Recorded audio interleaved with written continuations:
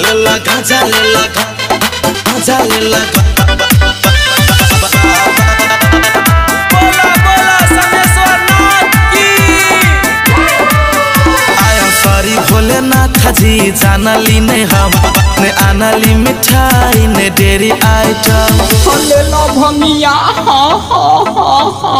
अरे बम भंगिया नहीं गाजा।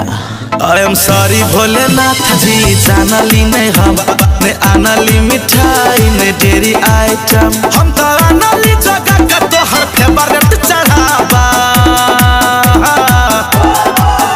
लेला गांजा भोले बाबा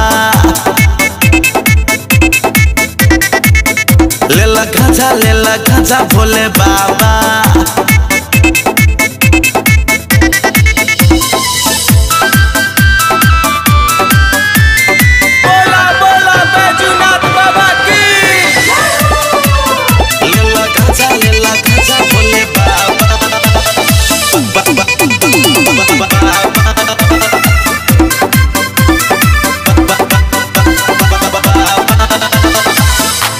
गांजा गजब पीवही में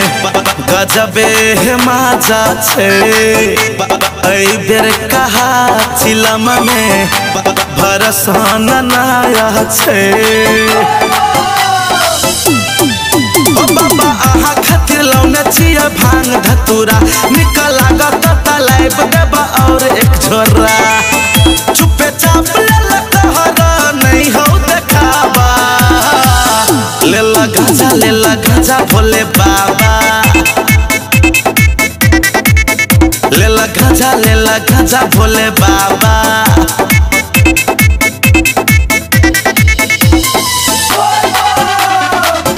लेला गांजा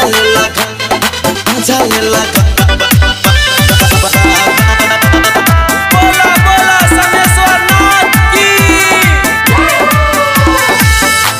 चिलमी लंगोटिया मिल के बाबा तोरे नाम से मने मन जपे छी पिए छी आराम से लेला गांजा भोले बाबा हम तो चाहे छी बाबा तोहर साथ पुरैले हमरा चेला बनाला चिलम भरैले आरो चाहे न किछ कर लाबा लेला गांजा भोले बाबा लेला गांजा भोले बाबा।